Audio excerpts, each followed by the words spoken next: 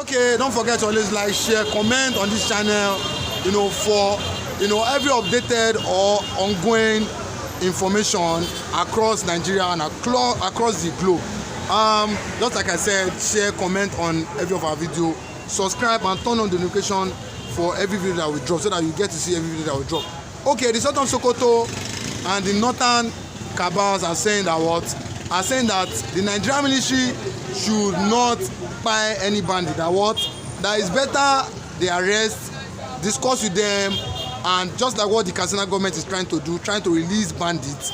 That's the best approach for these bandits. Do you think what Gunmi and the Northern cabal are saying, do you think it's the right thing that the Nigerian military should protect these bandits? Without mincing my words, without managing the truth, they are doing the wrong thing. Anybody that is pallying, having party, sympathy, empathy, sympathizing with terrorists, sympathizing with all the bandits in the north, or is a bandit, such a person is a terrorist. I would like you to understand that Gunmi's son is in Nigerian military. He's in the army. So that's why Gunmi's son is having empathy, sympathy with the terrorists. Anytime he goes into oppression, against this bandit and terrorists, Gunmi's son shies away from shooting. He doesn't shoot until he's given the instruction, the order from his superior to shoot, because he's being sympathetic to terrorists. Actually, an indication that himself is a bandit, himself is a terrorist. Religious bigotry is the bane of Nigerian security in the north, because they are showing empathy to the terrorists. I want you to know that every Muslim in the north is a potential terrorist.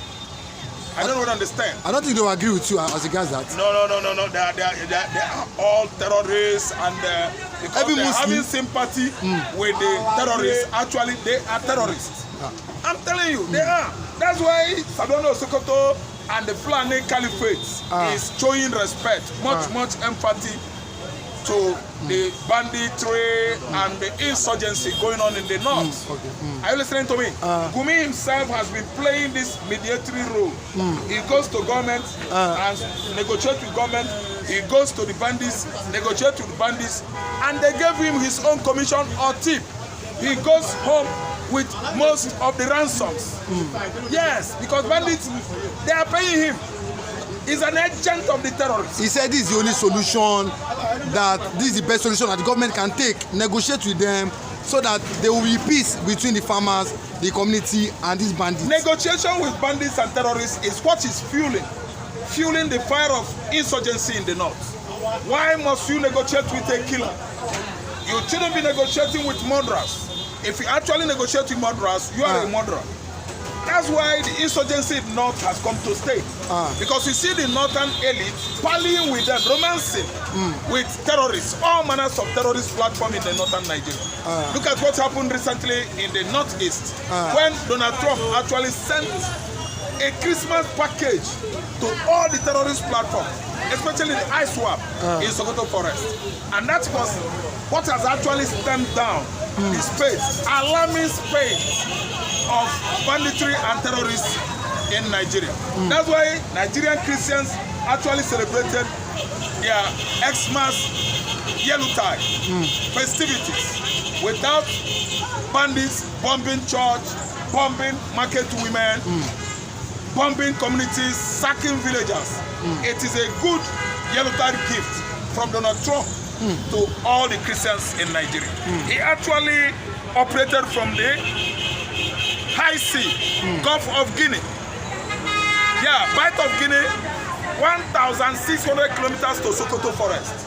From there, Trump dispatched, over 12 Tomahawk missiles into Sokoto Forest, where Sokoto is bordering Niger, Republic of Benin. And that was what actually gave us this kind of relief of Christmas period. Nobody ran helter-skelter. No church in the Mid-Belt, Plateau State, Taraba State was burned. Actually, the Christians in the Mid-Belt, Christians in the North, Christians in the Katsina, they actually celebrated their Xmas period with no one running helter-skelter for his dear life. But do you think that Trump government got information that these bandits might strike on Christmas Day? Because they've done that, prior to that time, they've done that for like 2 years. They studied the modus operandi of the bandits and the terrorists, how they operate, and they actually got wind up that they sent many threats, threatening messages to all the Christian communities, to churches in the Mid-Belt and the core north, like Northeast and Northwest.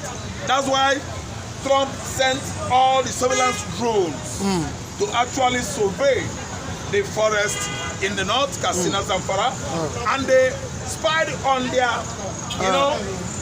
gathering, convention, reconvening and convening, and actually spotted Sokoto as a potential threat to all the Christian communities, celebrating their Xmas on 25th December, and which was why Trump actually delivered his best gift to all the northern Christians, and that's why we had Xmas Yellowtide of season with our 2 eyes, closed. We were celebrating and we were sleeping, and Trump actually delivered such security to all northern Christians, victoriously. I'm telling you that Trump is Mr. Truth. Trump still remains one of the best American presidents in the recent time. We can only equate Trump's administration to that of Ronald Wilson Reagan, Abraham Lincoln, Theodore Monroe, and the Harry Truman, American president who was in power during the era of Second World War of 1939 to 1945. He brought the glory of America back, and America is for Americans. And that's why the glory is back, America is restored, and America has actually come back to what is represented in the past. We give it to Donald Trump. We score him 95.55%. Christians actually celebrated without blood this Xmas period, courtesy Donald Trump, Mr. Truth. Okay, but yesterday, I think on Saturday, we heard what Maxwell Okpara, one of Nnamdi Kanu's legal team, said. He said they did not allow them to see Nnamdi Kanu there in Sokoto. But do you not think a lot of people are saying, as Nnamdi Kanu, have they pied him? But a lot of people want. That is an insinuation. But today we heard in Sokoto there was massive jubilation that the Sokoto you were happy that Nnamdi Kanu is alive and healthy. Yes, Nnamdi Kanu is alive and healthy. The visiting attorney of Nnamdi Kanu was denied access to the prison, and he started nursing, let me say, fear. Yeah, that Kanu might be fined, unalived or disalive by Nigerian, government. And, with that kind of speed, they rushed to present him, throwing their doors open, that people should not be having such insinuation. When they went to see him, they were denied access into the prison. Even if I could be in their position, I will not such fear. Nothing fear of buying Kanu is allowed, because Nigerian nation, anything is possible. Tinubu has gone far to the level of bribing American president to turn their back on Kanu's release and the emancipation of Biafra. But being whom Trump is, Trump said no. Trump denied, such acceptance of $9 million bribe, given to one of the American firms to lobby for federal government of Nigeria. Tinubu can bribe a dead man, and bribing Trump to turn his back on Christian genocide and deny the southeastern Nigeria Biafra. I'm telling you, Trump has done lots and lots of good for Nigerians, for southeasterners, for Christians, to actually know that an end has come for Christian genocide. Trump is Mr. Truth. This is the kind of man that would never, ever reduce his quality, deviate from doing what is right. That is, let me say, being responsible. Responsibility, transparency, clemency, and leniency. Justice is another name of American president currently. Donald Trump is Mr. Truth. We all in Nigeria, Christians especially, are rejoicing, because failure to have done what he actually did on the eve, early morning of 25th December 2025, I think nobody would have celebrated Christmas in the Mid-Belt, in Zamfara, in Niger State, Kogi State, Benue State, in the southeastern Nigeria and southwest Ondo State, Oyo State, Lagos State, actually was their port of call. They were about bombarding Lagos State. That was their plan. And today, the terrorists have been disappointed. Courtesy gift from Donald Trump to the Sokoto forest, domicity. No, let me say shelter, camps and cells of all the terrorist platform in the north. Okay, but a lot of people have said when Trump strike Nigeria on 25th of December, a lot of people are saying that maybe Riley Moore, the U.S. Congress, delegate that came to Nigeria, have given Trump report, but we don't know that that was just a Christmas gift, that Trump gave to Nigeria. But any moment from now, Riley Moore will be giving his report to Donald Trump as regards the insecurity currently ravaging Nigeria. But do you think so? One of the options Riley Moore is proposing to Trump is, and the U.S. Congress, they are saying, will the breakup of Nigeria be in that report? Do you think that one of the reports that Riley Moore or options that Riley Moore will be given to Trump, do you think breakup or division of Nigeria will be among? Breakup is imminent because I read yesterday and this early morning that the object matter or the main topicality in the House of Congress is dismembering Nigeria, disintegration, which is why Riley Moore is doing lots and lots of jobs, having been a Biafra lobbyist on the top list, he has made it an object of discussion among the congressmen to actually divide Nigeria. That if Nigeria is divided, there should be no problem in the country anymore. The division is that Biafra should be ceded away from Nigeria. Let there be peace. And bringing that kind of peace into Nigeria, there will be no longer Islamization anymore, because the Fulani Ariwa, they are going to be on their own. That is, they should march forward into the Sahel desert, Sahel countries from where they come. And the Igbo man is marching, towards the southeastern hemisphere of Nigeria, while Yoruba already has actually carved themselves out of Nigeria as Republic of Oduduwa. Then the Mid-Belt, United States of Mid-Belt, the Benue State, the Kogi State, the Niger State we know, Zamfara. No, not Zamfara. I mean Taraba, Plateau State. They are all Mid-Belt states, and they are coming out on their own. Even Benue State. Let me tell you, the only issue that is bothering everybody in the house is ceding away of Biafra, and it's gonna bring loss and loss of succor, peace and harmony in the Nigerian states. Okay, but today, just in the media, there were information that a certain man called Emeka, the New York Times posted it today. I think it was all over the paper there in the US, that a certain man called Emeka, Screwdriver, was the one that infuriated Trump to strike Nigeria. They said, a lot of people are saying, why are they, is it really tension in Aso Rock that the Nigerian government are pushing propaganda that the Igbos and the IPOB are the one that allows Trump to strike Nigeria? Even Sheikh Gunmi, the former senator of Kaduna, is agreeing to that agenda. What's your take as regards that? The question is not complete. Emeka is a trader in Onitsha. A trader, yes. That's what I said. A screwdriver. Listen, they come up with this allegation that Emeka was the one that instigated Sokoto strike. But let me tell you, what actually instigated Sokoto strike was when the congressmen come on their own investigation, they went back with their bag of information, actually downloading before White House what was transpiring as Christian genocide in the Mid-Belt. They went and saw by themselves how the Benue Christians, Taraba Christians, Plateau Christians, were on daily basis decimated by the bandits. The killings and genocide going on was much, based in the Mid-Belt.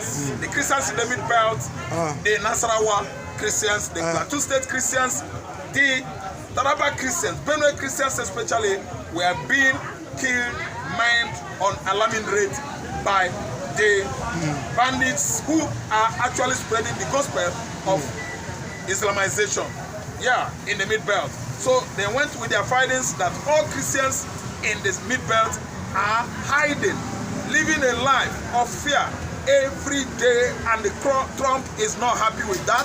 Trump, in collusion with Israel, state of Israel, actually decided on striking, against all the hideouts, the peace tents of the bandits, ISWAP, Boko Haram, in the Sokoto, Caliphate. And accusing Emeka, Onitsha trader, is a propaganda from Bayo Ononuga, Bola Ahmed Tinubu, to sow this seed of confusion, bone of this contention among the Fulani, the Hausa, and their Igbo, neighbors in the north, so that it will start again. But I'm telling you that actually Americans know how Christian genocide, was going on and even it's going on and on now. So bringing this kind of allegation against the Igbos actually ignites the kind of rocks it might that went on during the coup of 1966. Tinubu administration is just pointing accusing fingers at the Igbos. Bayo Ononuga, Dele Alake, Bajabiamila, they are trying to sow an apple of discord among the Igbos dwelling in the north. And we are aware how a family was wiped out, a woman and her 6 children. And when we were reading about it on social media, Igbos were like, who? Who is that woman? Is that woman an Igbo woman? They wanted to know if that woman that was spied by the Hausa hoodlums was an Igbo woman. It was spark off, and the Igbos will actually retaliate in the southeastern Nigeria. We have Fulanis, we have Hausas in their large number dwelling or living in the east. And we are like who that woman is, her identity, let us know. And even Okubi, she was an Igbo woman, it will start immediately when we start buying the Hausas in the southeastern Nigeria. Nobody's afraid of the Fulanis anymore, especially the Igbos living in the north. If something like that happens, it will spark off another, war. And we know how to handle the Hausas in the north. Okay, lastly, I think it's been reported that Trump is proposing to break Nigeria into 2 parts, the north and the south. But if the country is being divided into 2 parts, do you think that Yorubas and the Igbos will want to live together? No way. No, it is not possible. Odua Republic is on their own. Yoruba has gotten everything it takes to build a neighborhood.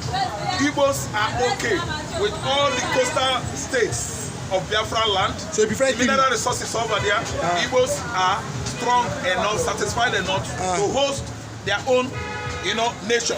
We are not asking anybody to join us, and Yoruba is not either asking anybody to join them. Yoruba, they have the international chef there, and they are going to live on their own. Don't you think it's better Nigeria split into the north and the south first, because the Yorubas and Igbos have been living peacefully for the past how many decades as far as Nigeria is concerned. There is no crisis, there is no trouble between the two ethnic group.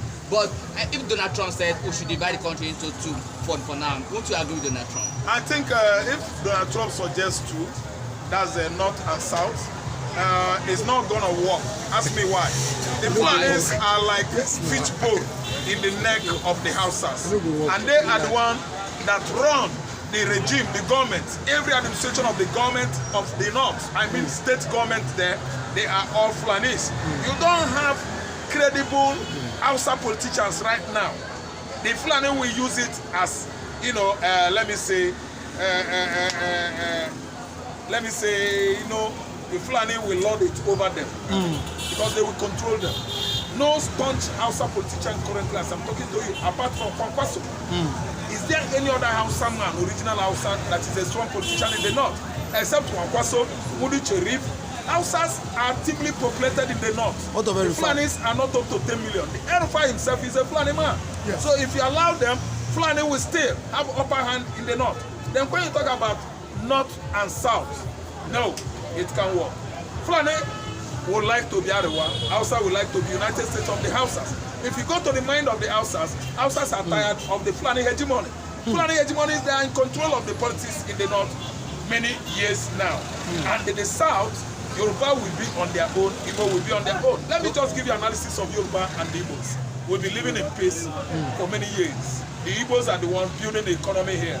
And the Yoruba man has never seen it as a point to hand over the leadership, political leadership of the Igbos to manage. Yoruba would like to be on the top.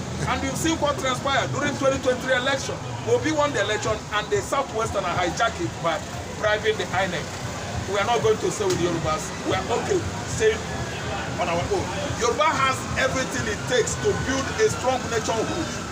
Mineral resources, it is here. I don't know whether you understand. International water, you have a property Can Island.